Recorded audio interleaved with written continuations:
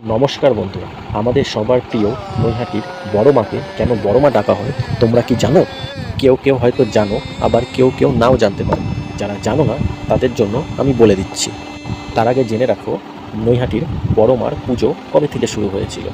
এটা 1920 সালে নৈহাটির আশেপাশে যে জুট মিল ছিল, সেই জুট মিলের এক কর্মী ছিল ভবেশ চক্রবর্তী। সে তার বন্ধুদের নিয়ে এই পুজো শুরু করেছিল প্রায় 100 বছর আগের কথা। তারপর থেকেই অনেক অলৌকিক ঘটনা ঘটেছে। এমন কথাও শোনা যায় যে বড়মার কাছে মানত করে ক্যান্সারের মতো মরণ রোগও নাকি ভালো হয়ে গেছে। এরপর থেকেই আস্তে আস্তে বড় মায়ের ভক্তের সংখ্যা বাড়তে থাকে। আর তিনি বারবার প্রমাণ করেন যে তিনি আজও ভক্তদের ডাকে সাড়া দেয়।